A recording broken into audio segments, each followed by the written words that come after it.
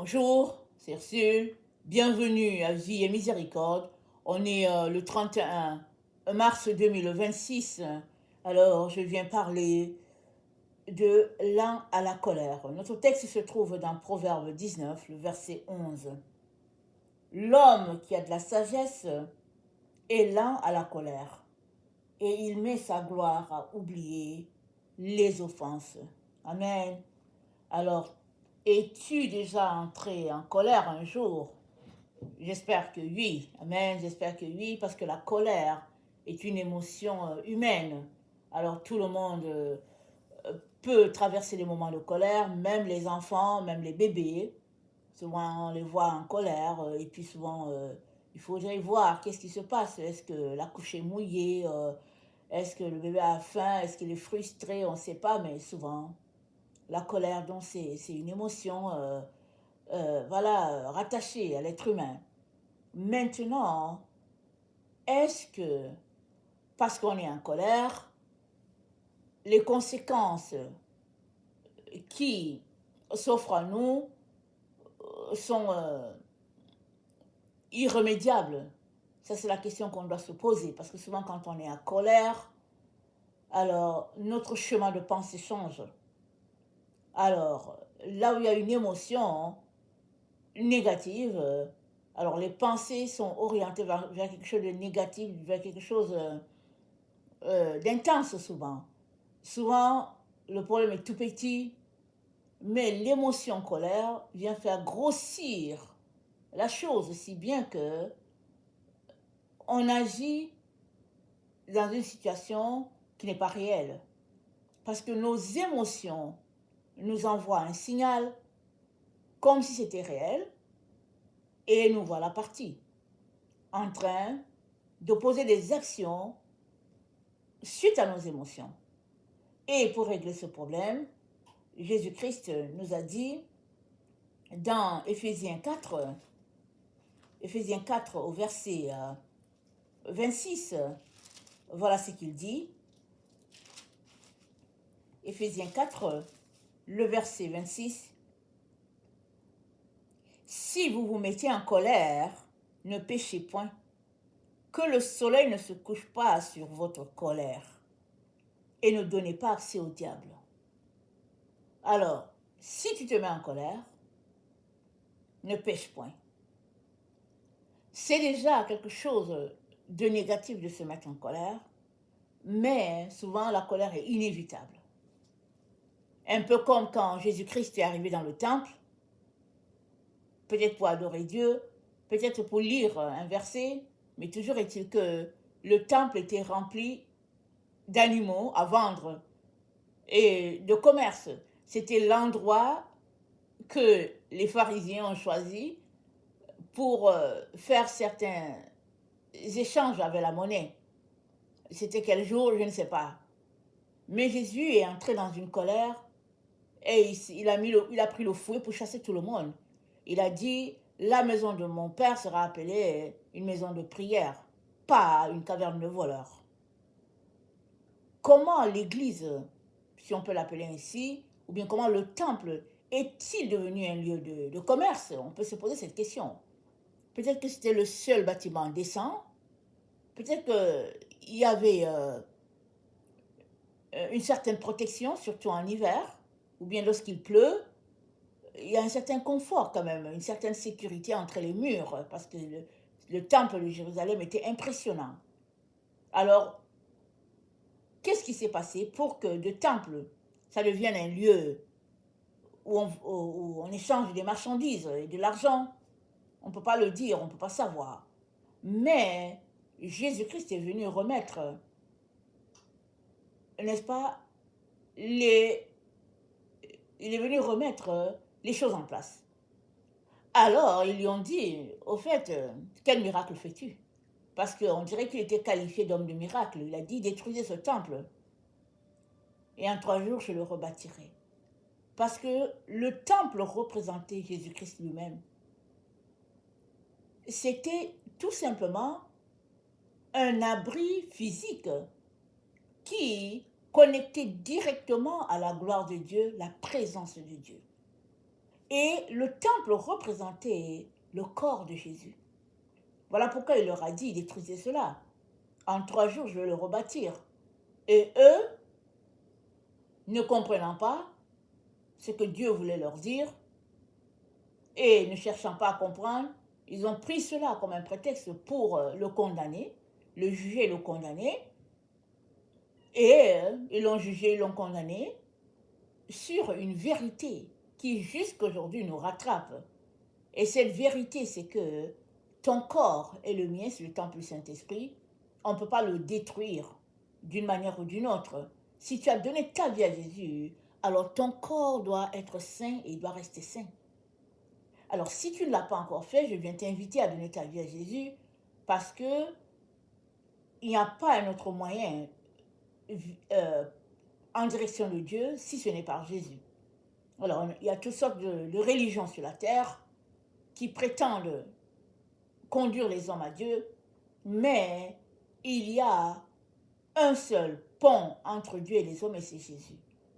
Alors, tu es invité aujourd'hui à ouvrir ta bouche, lui demandant d'être ton sauveur et ton maître, si tu le veux, et Jésus-Christ viendra faire sa demeure en toi, et tu seras le temple du Saint-Esprit, le temple de Dieu. Maintenant, le temple, il doit être saint. Et ça va prendre que tu t'abandonnes entre les mains de Dieu pour qu'il te transforme et qu'il fasse sortir tout ce qui est négatif et qu'il te rende, n'est-ce pas, propice à recevoir tout ce que Dieu a pour toi. Et la colère fait partie d'une de ces émotions qui nous bloquent souvent d'entendre Dieu. Comme c'est dit, c'est une émotion humaine. Maintenant, comment faire pour ne pas la manifester? Souvent, il arrive qu'on ne peut pas ne pas la manifester, comme dans le cas de Jésus ici. Mais, c'est dit, s'il t'arrive de tomber en colère, ne pêche point. Amen. Ne pêche point. Alors, qu'est-ce qui est péché? Péché, c'est manquer le but. Jésus n'a pas manqué le but ce jour-là. Amen. Il n'a pas manqué le but. Aux yeux des hommes, c'est comme, ouais, il nous a chassés du temple et tout, mais devant Dieu, il a fait juste ce qu'il devait faire. Il a nettoyé le temple, disant à tous ces gens qui étaient là, ici, c'est un lieu de prière et non une caverne de voleurs. Amen. Et aujourd'hui encore, Dieu nous dit de faire attention à cette émotion-là, qui souvent peut se manifester grandement, ou bien en petite intensité, mais toujours est-il que on doit tout faire pour ne pas laisser la colère, n'est-ce pas, s'en aller, c'est-à-dire agrandir, se développer et d'une petite tache d'huile devenir une grande mare, une grande rivière. Alors, dans Proverbe 20 au verset 5, c'est dit, les desseins dans le cœur de l'homme sont des eaux profondes, mais l'homme intelligent sait y puiser. Amen. Les desseins dans ton cœur sont des eaux profondes. Alors, l'intelligence que Dieu t'a donnée te permet d'aller dans le sens de la colère ou de choisir tout simplement de marcher sur le chemin de la sagesse. Et ce chemin de la sagesse, c'est dit dans le texte que nous avons, l'homme qui est sage est lent à la colère. Alors c'est une émotion que tu peux maîtriser, que tu peux pratiquer, que tu peux développer de manière à ce que ça reste tout simplement de manière latente, c'est tout. C'est tout simplement, c'est une vie de renoncement. Au lieu de pratiquer, de se mettre en colère tout le temps, c'est de pratiquer, de ne pas se mettre du tout en colère, quand bien même la situation nécessite une colère, c'est tout simplement que tu laisses tout à Dieu. Amen. Et c'est une pratique que le Seigneur Jésus nous recommande. Et dans Jacques 1, au verset 20, voilà ce que la parole nous dit. C'est dit, Jacques 1, le verset 20, sachez-le bien, mes frères, bien-aimés, ainsi que tout homme soit lent à parler attendez, qui soit lent à se mettre en colère, qui soit lent à parler, lent à se mettre en colère, qui soit prompt à écouter, car la colère de l'homme n'accomplit pas la justice de Dieu. C'est pourquoi, rejetant toute souillure, tout excès de malice, recevez avec douceur la parole qui a été plantée en vous et qui peut sauver vos âmes. C'est la parole de Dieu qui peut régler ce problème de colère si tu l'as. Amen. Si tu as un problème de colère, la parole de Dieu peut régler ce problème. Comment? Commence d'abord à la lire. Commence à donner ta vie à Jésus, comme on l'a dit tantôt, et mets-toi à lire la parole de Dieu. Demande au Seigneur de t'aider à régler ce problème d'émotion. Et puis, pratique de laisser tout au pied de Jésus. Même quand bien même tu aurais raison, quand bien même c'est une injustice qui t'est faite, apprends à laisser tout au pied du Seigneur. Parce que Dieu a dit, à moi la vengeance, à moi la rétribution. Ne te mets pas à régler quelque chose que tu n'es pas capable de régler. Laisse à Dieu tout. Et lui, il sait comment il va amener cette situation-là, n'est-ce pas, à sa justice à lui. Amen. Et dans Romains 12, au verset 19, Romains 12 au verset 19, voilà ce qui nous est dit. C'est dit, ne vous vengez point vous-même, bien-aimés, mais laissez agir la colère, car il est écrit à moi la vengeance, à moi la rétribution, dit le Seigneur. Mais si ton ennemi a faim, donne-lui à manger, s'il a soif, donne-lui à boire, car en agissant ainsi, ce sont des charbons ardents que tu amasses sur sa tête. Amen. Alors, nous sommes encouragés par notre Dieu à régler le problème de cette émotion-là ainsi. Laissez tout au pied de Dieu. Et ça prend que toi-même tu puisses t'abandonner. Amen. Parce que le problème de colère est un problème qui va jusque dans nos racines. Amen. Souvent c'est rattaché à un lien dans la famille. Souvent c'est rattaché à quelque chose de profond qu'on tire depuis des générations ou bien depuis quelque temps. Et souvent, ça va prendre que le Seigneur lui-même pointe la source, l'origine de cette colère, qu'il aille lui-même guérir, régler, avant que cette émotion te lâche complètement. Parce que quand la colère remonte à longtemps, à des familles, elle a tendance toujours à revenir en surface quand il y a un problème qui est en lien avec cette famille-là, qui t'aurait fait du mal. Il est donc important que, marchant avec le Seigneur, on choisisse la voie de l'esprit. Et c'est la voie selon laquelle être lent à la colère, c'est marcher dans la sagesse de Dieu. Qui n'aimerait pas être sage? Parce que la Bible nous dit, dans Proverbe 3 au verset 13, la sagesse est un arbre de vie. Amen.